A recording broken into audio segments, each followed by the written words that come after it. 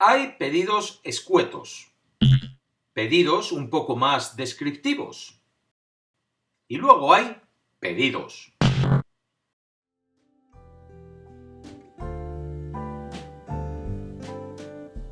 Hasta hacer este vídeo, lo primero que me venía a la cabeza si oía o leía la palabra villa era algo como esto que estáis viendo. Lo que me estáis pidiendo no tiene nada que ver con estas villas, así que voy a comenzar explicando qué es lo que en Argentina se conoce como villas y de dónde viene un nombre tan peculiar como 1, 11, 14.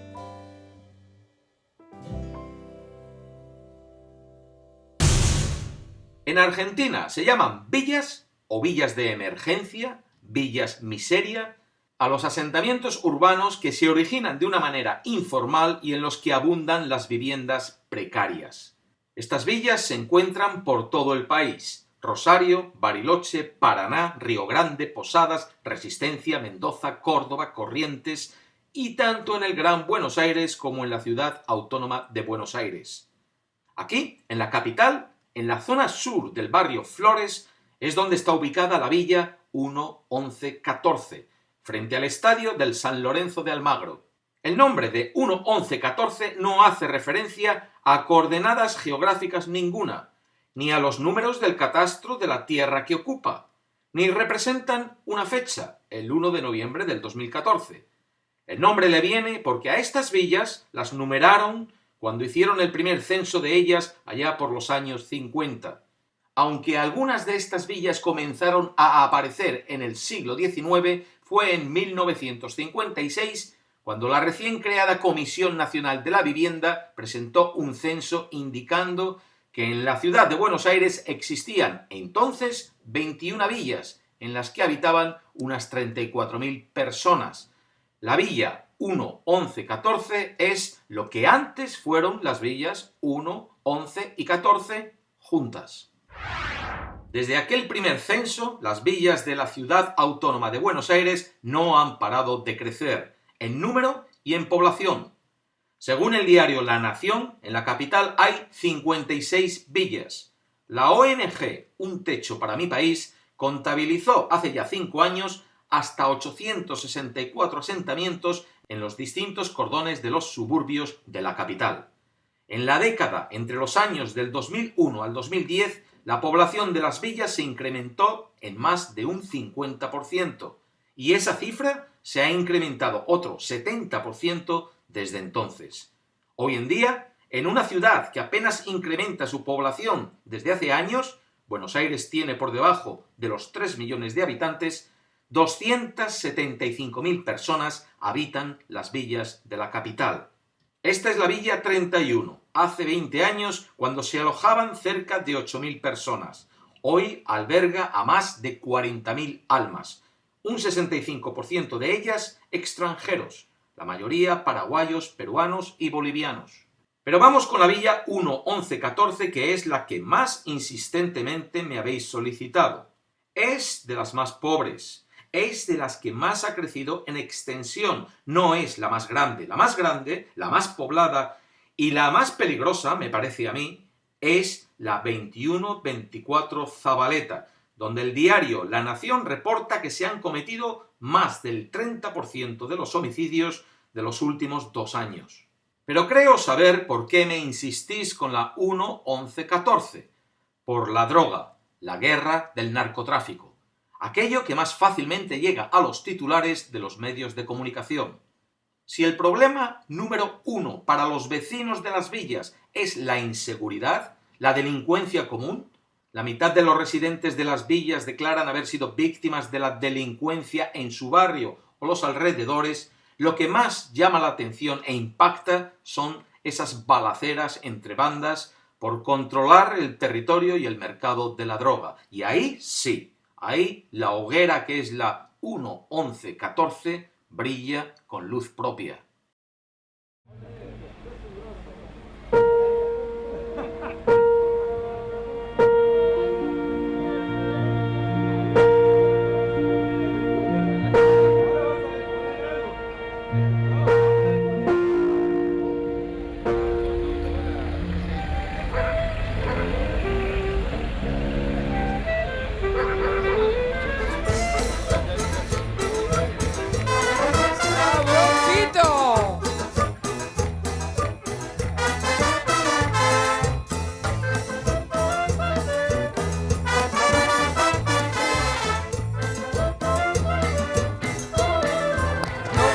para ponerte otra vez el vestido rojo. Yo sé que vos te gusta, mujer, provocar un poco, pero este atuendo te hace ilegal, te hace irresistible, y ando toda la noche, mi amor, empacando whisky. Me desespero porque cuando yo te llevo todo el recuerdo de mi... Es difícil encontrar un dato fiable sobre el número de muertes en la Villa 1-11-14 como resultado de la guerra entre los narcos. El legislador y activista social Gustavo Vera habla de más de 100 muertos en los últimos 10 años.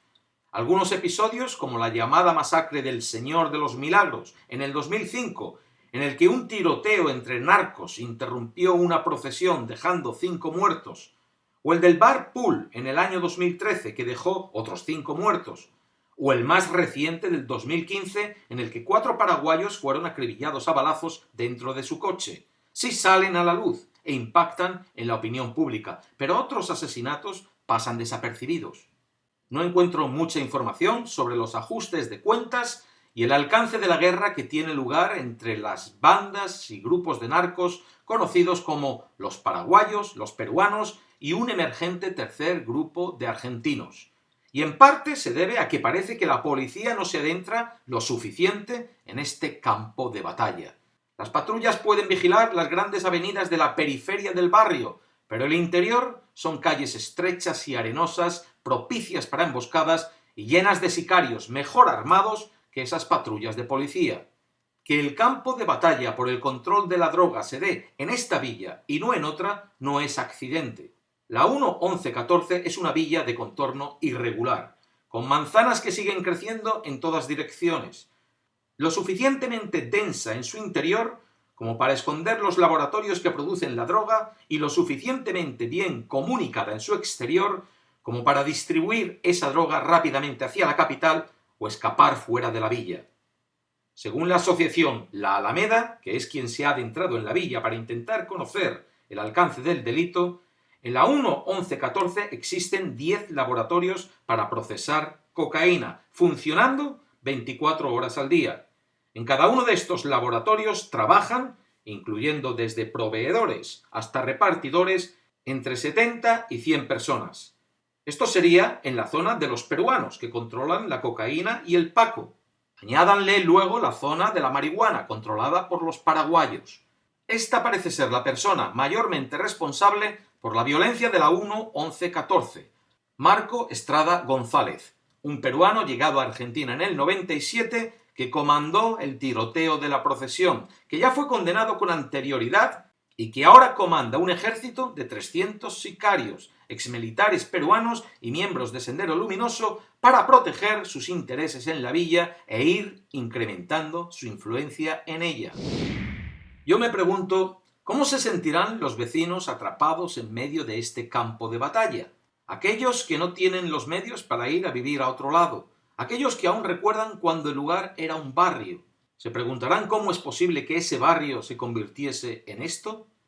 No lo sé, pero eso es lo que nos vamos a preguntar nosotros.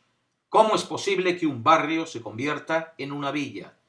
¿Por qué existen las villas? Todos conocemos este tipo de asentamientos. Las villas de emergencia o villas miseria argentinas son las chabolas de España, los cantegriles uruguayos, las favelas brasileñas, los ranchos venezolanos, las chacaritas paraguayas, los tugurios costarricenses y colombianos, los pueblos jóvenes peruanos, las poblaciones callampas chilenas o los suburbios o guasmos ecuatorianos. ¿Por qué existen? ¿Cómo hemos llegado a esto? ¿Es que nuestros dirigentes lo han hecho tan rematadamente mal que han perdido toda noción de cómo planear una ciudad o un barrio? ¿O es que al final no importa lo que nuestros dirigentes planeen para nosotros, vamos a hacer lo que nos dé la gana? ¿Puede haber gente que le guste vivir en estas condiciones?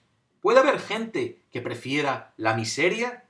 Ojo, no malinterpreten mis palabras. Hay gente que vive en terrible miseria y todo lo que necesitan es una oportunidad para salir de ella. Pero la pregunta aquí la dejo para que nos ayude a reflexionar y debatir sobre este tema. ¿Existen las villas porque son lugares donde preferimos vivir?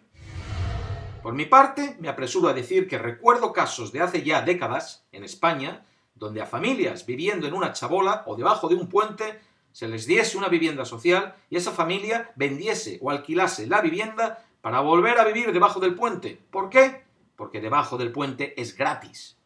No sé cuántas constituciones en el mundo proclaman el derecho de sus ciudadanos a una vivienda digna. Si no todas, seguro que muchas. ¿Pero qué es una vivienda digna? ¿Una que tenga los servicios básicos garantizados? ¿Y cuáles son esos servicios? ¿Agua, luz, gas, teléfono, recogida de basuras?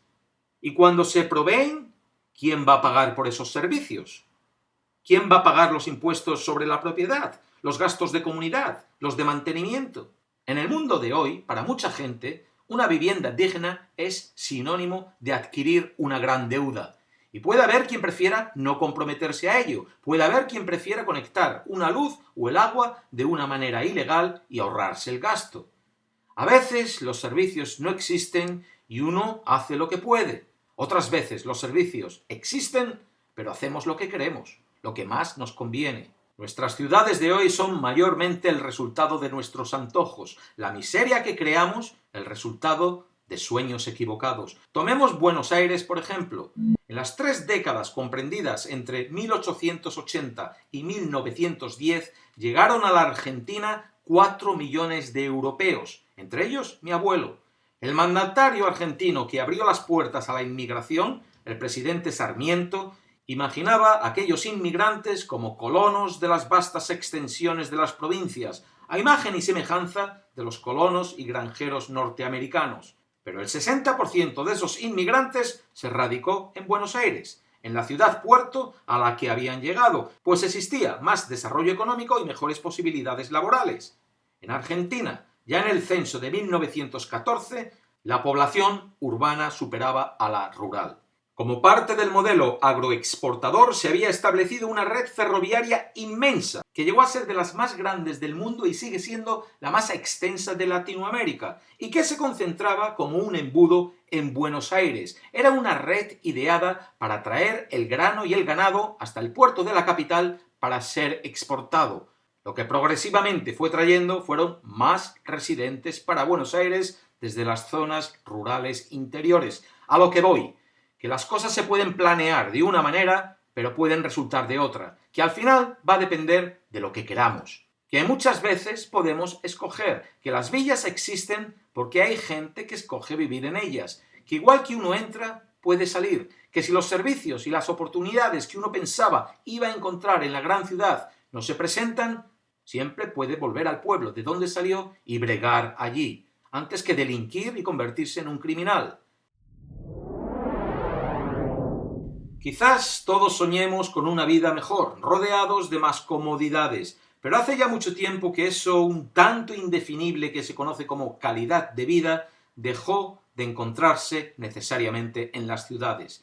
Ese es el sueño del que definitivamente hemos de despertar. Hasta entonces, estas villas seguirán existiendo y creciendo, y nosotros, humanos, acabaremos como las moscas de la fábula de Samaniego. A un panal de rica miel 2000 moscas acudieron, que por golosas murieron presas de patas en él. Otra dentro de un pastel enterró su golosina. Así, si bien se examina, los humanos corazones perecen en las prisiones del vicio que los domina. ¿Tú qué piensas sobre todo esto? ¿Sobre las villas argentinas y sobre la 1-11-14? Comenta.